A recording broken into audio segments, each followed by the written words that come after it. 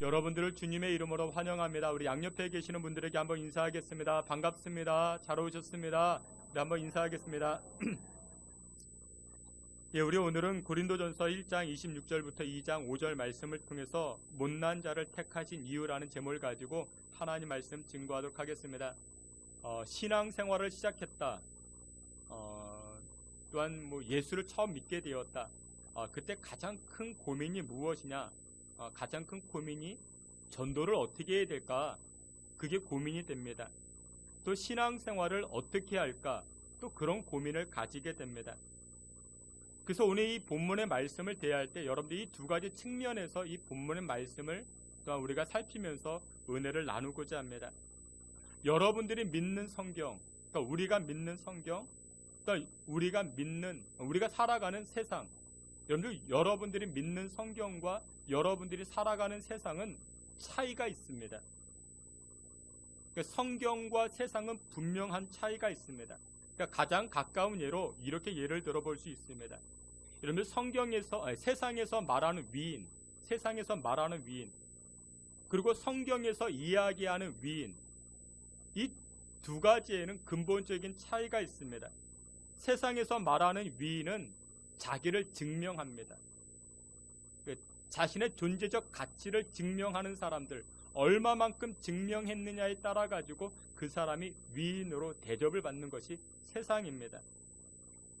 어떤 업적을 남겼느냐, 또한 나를 통해서 무슨 일이 이루어졌느냐. 그래서 세상에서는 그런 사람들 향해서 위인이라 그렇게 말합니다. 하지만 성경에서 이야기하는 위인은 전혀 그렇지가 않습니다. 성경에서 말하는 위인은 자기를 자랑했던 사람들, 그런 사람이 아니라 하나님의 위대성을 드러냈던 사람들을 성경은 위인이라 그렇게 말합니다. 주님께서 사랑하시는 귀한 성도 여러분들, 역사적으로 자신을 증명했던 사람들은 역사적으로 다 사라졌습니다. 나를 나타내고자 했던 사람들은 우리의 기억에서 다 사라졌습니다. 하지만 여러분들, 하나님의 위대함을 증명했던 사람들은 하나님께서 그 인생을 기억하십니다. 그리고 나서 하나님은 하늘나라의 생명책에 그 이름을 기록하시고 그 인생을 축복하시고 복나려 주시는 줄 믿으시길 축원합니다.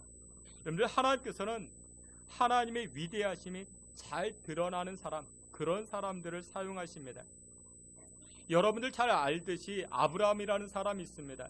이 아브라함은 창세기 12장에 등장을 합니다. 근데 그때 나이가 몇 세냐? 75세입니다. 근데 그 전까지의 기록은 전혀 등장하지 않습니다. 여러분들 잘 아는 이 야곱도 마찬가지입니다. 야곱은 잘난 것이 아무것도 없는 사람입니다. 근데 이 야곱의 이름이 이스라엘로 바뀌어지고 이스라엘을 통해서 12지파, 오늘날 이스라엘 나라를 이룩하게 됩니다. 예수님의 제자들 12명의 제자가 있었습니다. 근데 이 예수님의 12제자들도 한결같이 미련하고 실수투성이 그런 사람들이었습니다. 하지만 이 예수님의 12제자가 미련했지만 부족하고 연약했지만 그때 당시 최고의 힘을 자랑했던 로마, 그리고 그리스 철학과 부딪혀가지고 큰 승리를 이루어가기 시작합니다. 오늘 본문에 이렇게 말씀합니다. 앞에 있는 말씀 고린도전서 1장 26절, 우리 앞에 있는 말씀 함께 보시겠습니다. 앞에 있는 말씀 다 함께 보겠습니다. 형제들아, 너희를 부르심을 보라. 많지 아니하며 문벌 좋은 자가 많지 아니하도다. 아멘. 여러분들, 세상은 튼튼한 사람, 예쁜 사람, 잘생긴 사람, 힘 있는 사람들을 좋아합니다. 그러나 하나님께서는 누구를 좋아하십니까? 죄인을 좋아하시고 오늘 본문의 말씀과 같이 모자라 보이고 부족해 보이는 사람을 하나님은 택하십니다. 연약한 사람들을 택하십니다. 이유가 무엇이냐? 27절부터 29절까지 이렇게 말씀합니다. 우리 앞에 있는 말씀 다 함께 보겠습니다. 그러나 하나님께서 세상의 미련한 것들을 택하사 지혜 있는 자들을 부끄럽게 하려 하시고 세상의 약한 것들을 택하사 강한 것들을 부끄럽게 하려 하시며, 이어서 봅니다. 하나님께서 세상에 천한 것들과 멸시받는 것들과 없는 것들을 택하사 있는 것들을 폐하려 하시나니 이는 아무 육체도 하나님 앞에서 자랑하지 못하게 하려 하심이라. 아멘. 여러분들이 회사 사장님이십니다. 직원을 뽑고 또한 직원을 선출케 됩니다. 어떤 사람을 뽑고 어떤 사람을 여러분들의 직원으로 선택하시겠습니까? 잘생긴 사람, 예쁜 사람, 능력 있는 사람, 그런 사람들을 우리는 대부분 좋아합니다. 그런데 하나님은 하나님의 사람들, 하나님의 일을 맡길 사람들을 누구를 선택하시는가? 오늘 고린도전서 1장에서 이렇게 이야기합니다. 미련한 사람, 부족한 사람, 약한 사람들을 뽑는다 말씀하십니다. 이유가 무엇이라고요? 29절 말씀과 같이 자기를 자랑하지 못하도록 그런 사람들을 하나님 뽑으신다라는 것입니다. 여러분들 그렇습니다. 하나님은 하나님의 일을 맡기실 때 능력 또한 함께 하십니다. 능력을 주십니다. 근데 능력을 주실 때에 내가 잘난 줄 알고 내가 예뻐서 내가 잘생겨서 하나님의 일을 한다 생각하면 자기를 자랑하게 됩니다. 그래서 하나님은 하나님의 일을 맡기실 때 누구를 뽑는다고요? 미련한 사람, 연약한 사람, 못난 사람, 그런 사람들을 뽑으셔가지고 하나님의 일을 맡기신다라는 것입니다. 이유는 단 한 가지, 무엇하지 못하게 하기 위해서, 자기를 자랑하지 못하게 하기 위해서 그런 사람들을 뽑으신다라는 것입니다. 여러분들 그렇습니다. 하나님의 일은 하나님만 자랑하는 것입니다. 그리할 때 하나님의 능력에 붙잡히게 되고 거룩한 도구로 쓰임받게 되는 줄 믿으시길 바랍니다. 여러분들 오늘 우리가 여러분들 모두가 하나님 앞에 쓰임받는 인생들 되게 해달라 기도하시길 바랍니다. 여러분들 쓰임받는 인생이 참 축복된 인생입니다. 그런데 여러분들 세상에서 쓰임받는 것도 좋지만 하나님께 붙잡혀서 쓰임받는 것이 얼마나 큰 축복인지 모릅니다. 그런데 누가 하나님 앞에 쓰임받는가, 하나님의 거룩한 도구로 쓰임받는가? 첫 번째는 이것입니다. 철저하게 겸손한 사람, 하나님만 의지하는 사람, 그런 사람이 하나님의 거룩한 도구로 쓰임받게 됩니다. 우리 고린도전서 1장 28절과 29절 우리 앞에 있는 말씀 함께 보시겠습니다. 하나님께서 세상의 천한 것들과 멸시받는 것들과 없는 것들을 택하사 있는 것들을 폐하려 하시나니 이는 아무 육체도 하나님 앞에서 자랑하지 못하게 하려 하심이라. 아멘. 여러분 우리의 상식은 잘나고 똑똑하면 하나님 앞에 더 많이 쓰임받을 수 있겠지. 물론 그럴 수도 있겠지만 하나님께서는 근본적으로 연약한 사람들을 택하십니다. 부족한 사람들을 택하십니다. 이유가 무엇이냐? 하나님만 의지하게 하기 위해서, 겸손케 하기 위해서 하나님 그런 사람들을 부르신다라는 것입니다. 그래서 여러분들 교회는요, 어떻게 보면 참 부족한 사람들이 모인 장소입니다. 연약한 사람들이 모인 곳이 바로 교회입니다. 근데 놀라운 역사는 그렇게 부족한 교회를 통해서 하나님은 일을 이루어 가시고 역사를 이루어 가시더라는 것입니다. 그런데 하나님의 일은, 하나님의 놀라운 역사들은 똑똑한 사람들, 우수한 사람들, 그런 사람들을 통해서 역사가 움직이지 아니했던 것입니다. 세계 역사를 보면은 부족하고 연약한 사람들을 통해서 하나님은 일하기 시작합니다. 왜요? 그런 사람들이 더 하나님을 의지하기 때문에 그렇다라는 것입니다. 여러분들 성경을 보게 되면은 좋은 조건을 가졌지만 그런 좋은 조건 때문에 결국 무너진 사람들이 많이 등장합니다. 여러분들 힘, 파워 하면은 누가 떠올립니까? 누가 생각납니까? 삼손이 있죠. 삼손은 예수 믿는 사람이나 예수 믿지 않는 사람이나 다 잘 알고 있습니다. 그래, 힘하면 삼손을 이야기를 합니다. 여러분들 가방도 삼손아이티 있죠. 얼마나 튼튼한지 모릅니다. 여러분들 사사기 15장 15절과 16절에 보면 이 삼손을 이렇게 묘사합니다. 우리 앞에 있는 말씀 다 함께 보겠습니다. 삼손이 나귀의 태턱뼈를 보고 손을 내밀어 집어들고 그것으로 1000명을 죽이고 이르되 나귀의 턱뼈로 한 더미 두 더미를 쌓았으며 나귀의 턱뼈로 내가 1000명을 죽였도다 하니라. 아멘. 이 삼손이 블레셋 사람들과 전쟁할 때 전쟁 무기가 뭐였다고요? 나귀 턱뼈였습니다. 턱뼈 하나 붙들고 이 삼손이 전쟁을 벌이는데 무려 몇 명을 물리칩니까? 1000명을 물리칩니다. 그 얼마나 힘이 막강했는지 모릅니다. 혼자 그런 힘을 감당해냅니다. 보통 사람이 아니었죠. 근데 이 삼손은 자신의 힘만을 의지합니다. 자신의 힘만을 의지하다가 결국 그의 인생이 아름답지 못하게 그렇게 끝나버리게 됩니다. 사사기 16장 21절에 이렇게 말씀합니다. 우리 다 같이 앞에 있는 말씀 함께 보겠습니다. 블레셋 사람들이 그를 붙잡아 그의 눈을 빼고 끌고 가사에 내려가.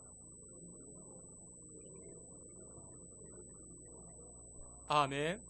블레셋 사람들이 자신의 힘만 의지했던 이 삼손을 잡아다가 눈을 뽑아버리고 그리고 묶어가지고 조롱하며 그렇게 삼손의 인생이 전락해버리게 된 것입니다. 여러분들은 무엇을 의지하십니까? 나의 미모? 나의 잘생김? 나의 화려한 스펙? 그것 의지합니까? 아닙니다. 그것 의지하면 삼손과 같이 망할 수밖에 없는 것입니다. 이스라엘이라는 나라가 있습니다. 원래는 이 이스라엘 나라가 부족 국가에서 시작합니다. 그러다가 왕정 국가로 이어질 때에 이스라엘 백성들이 왕을 요구합니다. 하나님께 왕을 요구하자 하나님께서 저들에게 방법을 알려주시는데 제비를 뽑게 합니다. 제비를 뽑게 하는데 그때 제비 뽑힘을 당한 사람이 누구냐? 사울이라는 왕입니다. 근데 이 성경은 이 사울이라는 왕을 어떻게 묘사하는가? 사무엘상 9장 2절에 이렇게 묘사합니다. 앞에 있는 말씀 우리 다 함께 보겠습니다. 기스에게 아들이 있으니 그의 이름은 사울이요 준수한 소년이라. 이스라엘 자손 중에 그보다 더 준수한 자가 없고 키는 모든 백성보다 어깨 위만큼 더 컸더라. 아멘. 여러분들 성경에서 이 사울을 묘사할 때 뭐라고 이야기합니까? 준수한 소년이라. 그러니까 얼굴이 얼마나 잘생겼는지. 그리고 또 얼굴만 잘생겼습니까? 키도 큽니다. 키가 모든 백성보다 어깨 이만큼 컸다. 뭐 키도 훤칠하고 얼굴도 잘생겼습니다. 그러니까 모르긴 몰라도 이 사울은 어디를 가든지 인기가 가득가득했을 것입니다. 동네 아가씨들이 좋아했고 또 동네 아줌마들은 자기 사유 삼으려고 그렇게 했을 것입니다. 그러니까 사울은 어디 가든지 인기가 넘쳐났을 것입니다. 근데 결국 이 사울이 무엇으로 망하는 줄 아십니까? 인기에 연연하다가 그의 인생이 망하게 됩니다. 백성들이 다윗을 좋아하자 내 인기가 그에게 빼앗겼다고 이 사울 죽이려고 10여 년 동안이나 다윗 쫓아다니면서 그의 인생을 마감해버립니다. 여러분, 우리도 그럴 수 있습니다. 나에게 주어진 것들, 힘, 나에게 주어진 그 인기, 외모, 그런 거 쫓아가다가 망하는 인생이 될 수밖에 없습니다. 근데 반대로 보십시오. 여러분들 하나님께서 모세를 부르십니다. 모세를 하나님의 일꾼으로 부르실 때가 언제였는가? 80살입니다. 이 모세는 여러분들 잘 알듯이 이집트 왕자입니다. 권력이 있었고 능력이 있었고 체력이 있을 그때 40살 때에 부르지 아니하시고 이 모세를 80세에 부르십니다. 왜 그랬을까요? 너의 지혜로 너의 능력으로 하나님의 일을 하는 것이 아니라는 것을 알려주기 위해서. 그래서 결국 이 모세로 누구만 자랑하게 하기 위해서? 하나님만 자랑케 하기 위해서. 여러분들 그렇습니다. 우리 인생이 하나님의 놀라운 일들을 나타내는 것이 무엇이냐면 나의 지혜, 나의 외모, 나의 스펙, 그게 아니더라는 것입니다. 하나님은 저와 여러분들을 부르셔서 부르신 이유가 무엇이냐? 하나님만 자랑하기를 원하십니다. 여러분들 교회 일도 마찬가지입니다. 전도하는 일도 마찬가지입니다. 여러분들 교회 일, 설교도 마찬가지입니다. 언변이 좋고 화술이 뛰어나면 여러분들 설교가 잘 될까요? 아니, 그렇지가 않습니다. 여러분들 얼굴이 잘생기면 여러분들 은혜 받을까요? 설교하시는 분이 얼굴이 잘생기면 은혜가 될까요? 아니라는 사실을 여러분들 아셔야 됩니다. 예를 들어서 이 자리에서 정우성이가 여러분들 설교하면 은혜가 되겠습니까? 은혜가 안 되죠. 얼굴만 보다가 시간 그냥 지나가 버리잖아요. 그렇죠? 그러니까 여러분들 제 얼굴에 집중을 안 하잖아요. 말씀에만 집중하잖아요. 그렇기 때문에 은혜가 되는 겁니다. 그러니까 하나님께서는 못난 사람을 택하셔가지고 이 자리에 세우신다고요. 왜요? 하나님만 자랑케 하기 위해서. 여러분 그런 것입니다. 여러분들 그 찬송 인도도 마찬가지예요. 찬송 인도도요. 뭐 예를 드는 겁니다. 걸그룹이 나와가지고 찬송 인도한다. 그게 은혜가 되겠습니까? 예쁜 아가씨들이 나와서 찬송 인도하면 은혜가 안 되잖아요. 그렇죠? 그것만 보다가 찬송에 집중하지 못하죠. BTS가 찬송 인도를 한다. 근데 은혜가 되겠습니까? 그 아이들에게만 집중하지 그 배후에 있는 하나님에게 집중하지 못하잖아요. 그래서 여러분들 사도 바울은 이렇게 고백을 합니다. 고린도전서 2장 1절에 앞에 있는 말씀인데 고린도전서 2장 1절 예, 우리 다 함께 보겠습니다. 형제들아 우리 성경 한번 다 같이 찾아보겠습니다. 성경 고린도전서 2장 1절 예, 우리 다 함께 보겠습니다. 형제들아 내가 너희에게 나아가 하나님의 증거를 전할 때에 말과 지혜의 아름다운 것으로 아니하였나니 아멘. 그러니까 사도 바울이 뭐라고 이야기합니까? 내가 너희들에게 복음을 증거할 때 무엇으로 하지 않았다? 아름다운 것으로 하지 않았다. 왜냐? 아름다운 것으로 하게 되면은 그 배후에 역사하시는 하나님이 가리워지니까 그것으로 하지 않았다라는 것입니다. 여러분들 사도 바울은요 가는 곳곳마다 전도를 많이 했거든요. 그곳에서 교회가 세워집니다. 빌립보에서 전도하면 빌립보 교회가 세워지고 에베소에서 전도하면 에베소 교회가 세워지고 그것이 오늘날 소아시아 지역, 그러니까 터키 지방이 있거든요. 근데 유독 이 사도 바울이 전도했지만 교회가 세워지지 못한 곳이 있습니다. 어디냐면 바로 그리스 아테네입니다. 아테네에 가서 전도를 했는데 교회가 세워지지 않았습니다. 이유가 무엇이냐? 여러분들 이 아테네, 이 아덴에서 무엇이 출발했는가? 여러분들 잘 아는 아카데미가 출발합니다. 그러니까 이 그리스 이 아덴은 철학이 아주 융성했던 곳입니다. 그러니까 철학이 융성했던 곳이기 때문에 사도 바울이 그곳에 가서 내가 복음을 어떻게 증거해야 될까 계획 세웠는데 무엇을 했는가? 나도 철학을 배워봤다. 그래서 그 사람들과 변론을 합니다. 쟁론을 합니다. 근데 그것으로 큰 실패를 맛보게 됩니다. 그래서 교회가 세워지지 아니하게 됩니다. 여러분들 복음의 열매는 내가 가진 능력으로 전달하는 게 아닙니다. 복음의 능력은 하나님이 하십니다. 그래서 우리는 철저하게 하나님만 의지하고 우린 전도하는 것입니다. 하나님 그 영혼이 교회에 나올 수 있게 해달라고, 그 영혼이 열려지게 해달라고 우리는 그렇게 기도하는 것입니다. 여러분들 철저히 의지한다. 쉽게 풀어 이야기하면 겸손이라 말할 수 있습니다. 여러분들 의지하는 사람은 겸손한 사람입니다. 근데 겸손하지 못한 사람들은 의지하지 않습니다. 우리는 그렇게 이야기를 하죠. 겸손하기를 원합니다 라고 이야기하죠. 근데 여러분들 진짜 겸손이라는 것이 무엇이냐면 진짜 겸손이라는 것은 나의 일에 집중하고 그 다음에 하나님을 의지하는 사람을 겸손이라 말합니다. 우리 성경 한 절 보시겠습니다. 빌립보서 2장 우리 앞에 있는 말씀 빌립보서 2장 3절과 4절 말씀 우리 다 함께 보겠습니다.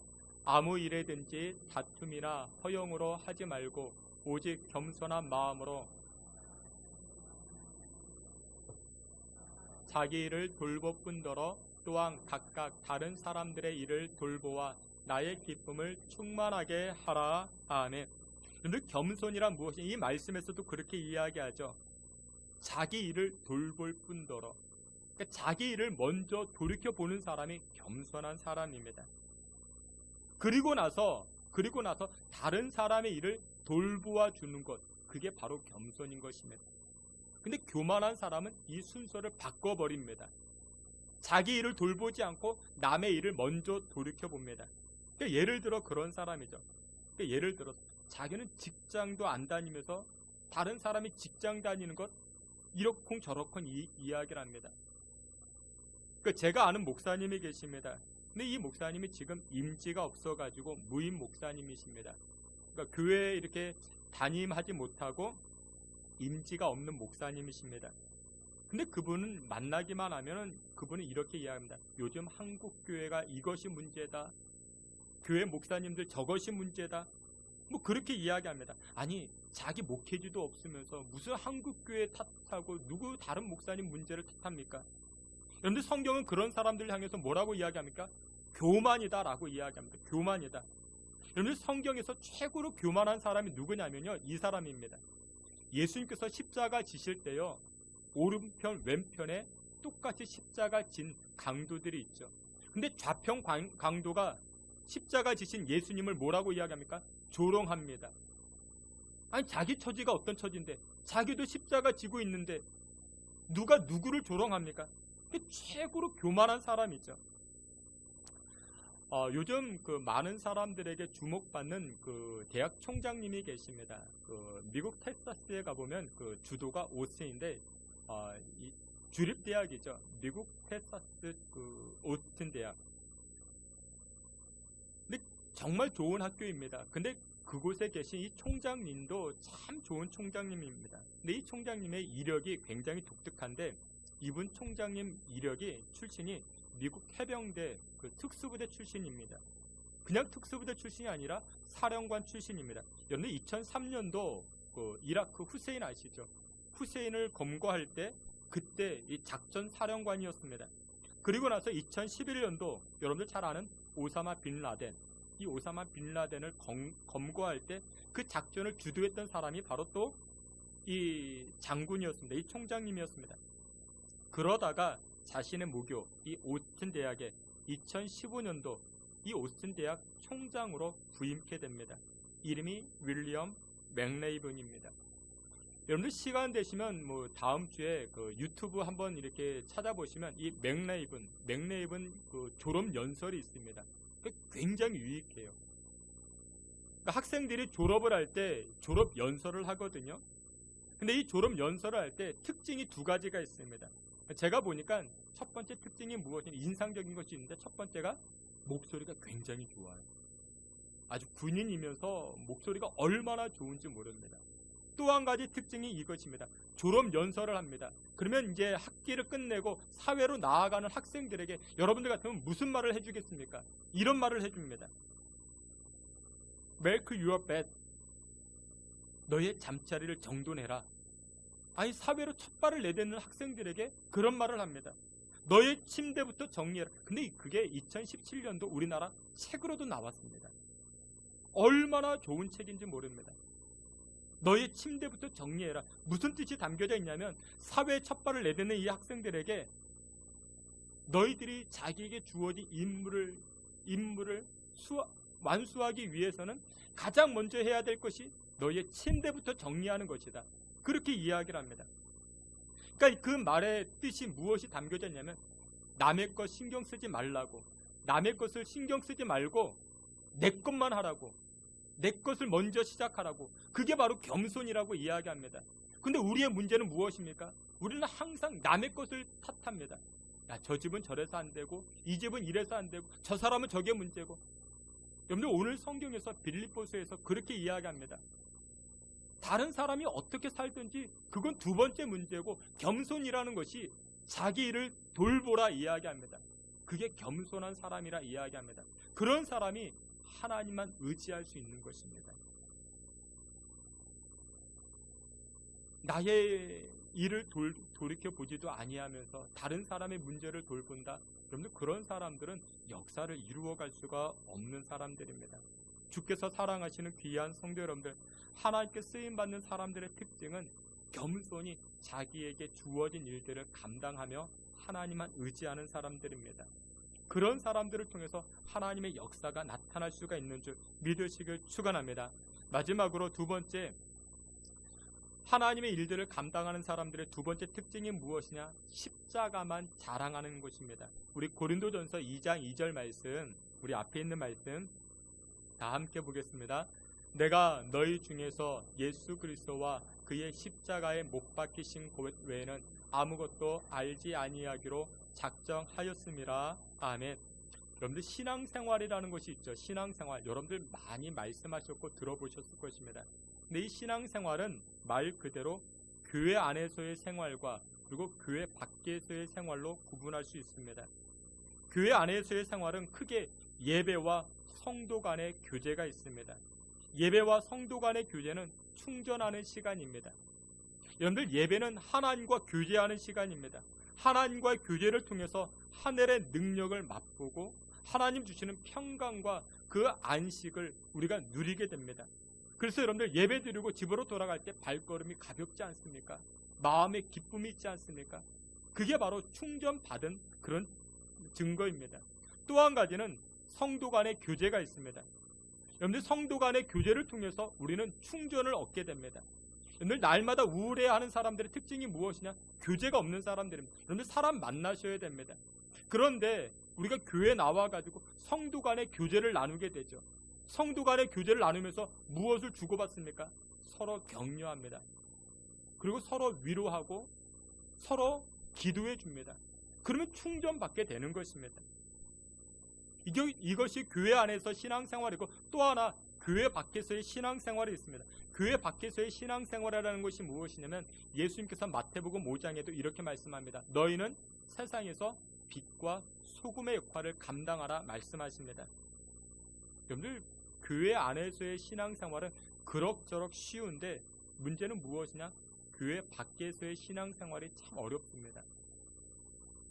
친구들에게, 또한 직장 안에서 내가 예수 믿는 사람이라고 오픈하는 것, 얼마나 거리끼는지 모릅니다.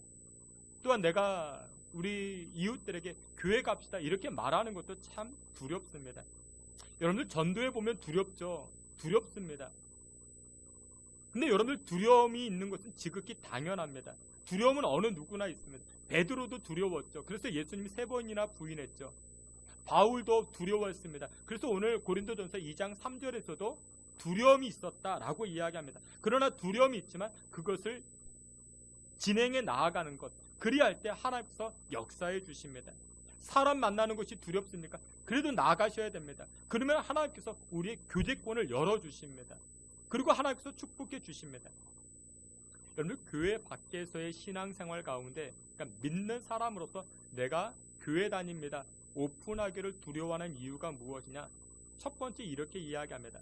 내가 악영향을 끼치는 것이 아닌가? 내가 교회 다닌다고 했을 때 나 때문에 교회가 욕을 먹는 것이 아니겠는가? 그래서 교회 다니는 것을 감추시는 분들이 계십니다. 또 이런 분들이 계십니다. 전도를 하긴 해야 되는데 무슨 말을 어떻게 해야 될지 모르겠다, 그렇게 말씀하시는 분들이 계시고, 또 내가 교회 다닌다라고 이야기했을 때 다른 사람들이 나를 편협하게 보이는 것 아니겠는가? 그래서 감추시는 분들이 계시고, 내가 전도하지 않는 이유가 무엇이냐? 다른 사람의 사생활을 침해하는 것 아니겠느냐? 또 내가 전도하지 못하는 이유가 무엇이냐? 실패가 두렵기 때문에. 또 내가 전도하지 못하는 이유는 위선자인 것 같아서. 나도 말씀대로 살지 못하는데 어떻게 내가 교회 가자 이렇게 이야기할 수 있는가? 이것을 종합해 보면 이것입니다. 거절당할까봐 두려워한다라는 것이죠. 근데 여러분들, 진짜 예수 믿는 사람들은 거절당해 보셔야 됩니다. 성경은 그렇게 이야기합니다. 여러분들이 전도할 때, 여러분들이 교회 다닌다고 이야기할 때 회사 부장님이 친구들이 비아냥거리고 미워하고 왕따시키는 것, 성경은 그렇게 이야기합니다. 요한복음 15장 18절에 이렇게 말씀합니다. 세상이 너희를 미워하면 너희보다 먼저 나를 미워한 것이다.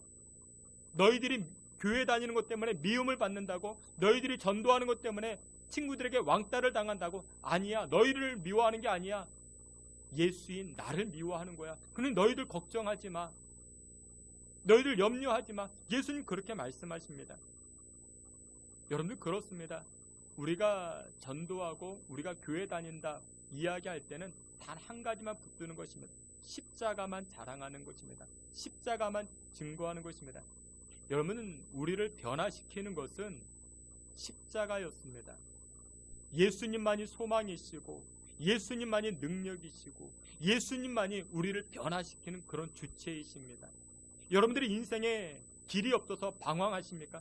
예수님께 나아가 보십시오. 그러면 길을 보여주십니다. 길을 일러주십니다. 여러분들 막막하십니까? 어떻게 할지 모르십니까? 마음에 큰 짐이 있으십니까? 십자가만 자랑해 보십시오. 여러분들 십자가를 통해서 우리가 무엇을 얻었습니까? 구원을 얻었습니다. 부활의 은혜를 얻었습니다. 그래서 우리는 날마다 증거하는 것은 십자가만을 증거하는 것입니다.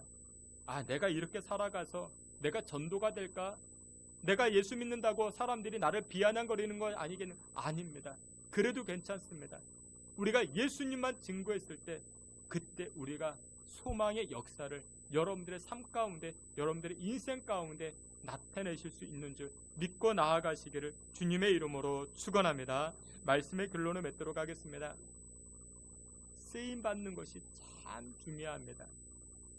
제가 가만 보니까 우리 집에서 누가 가장 많이 쓰임 받는가? 제가 가만 보니까 그렇습니다. 우리 아이들이 학교 갔다가 집에만 들어오면 꼭 찾는 게 엄마를 찾습니다. 엄마. 들어오면서부터 부르는 게 엄마입니다. 엄마. 어느 날 우리 아이가 저한테 전화를 했습니다. 아니, 웬일로 나한테 전화를 했을까? 평소에 전화를 안 하는 아이거든요. 전화해가지고 저한테 이렇게 얘기합니다. 아빠, 엄마 어디 갔어요? 근데 우리 아이가 왜 엄마를 찾는가? 가정에서 엄마가 가장 많이 쓰임받기 때문에 그렇습니다. 여러분들, 하나님이 찾는 사람이 누군지 아십니까? 하나님께 가장 많이 쓰임받는 사람을 하나님 찾으십니다. 그리고 그런 사람들을 사랑하시고 그런 사람들을 축복하십니다. 근데 여러분들, 하나님에게 쓰임받는 것이 얼마나 큰 축복인지 모릅니다. 그런 사람들은 하늘나라 생명책에 이름이 기록되어지고 하나님은 그런 인생을 축복하십니다. 그냥 내버려 두시지 않습니다. 길을 열어주시고요, 좋은 사람들을 붙여주십니다. 형통케 해주시는 줄 믿으시길 바랍니다. 여러분들, 이 아침 하나님 앞에 겸손함으로 쓰임받게 해달라 기도하시고 하나님만 의지하여 십자가만 자랑하여 하나님의 영광을 드러내실 수 있는 저와 여러분들이 다 되시기를 주님의 이름으로 축원합니다. 아멘.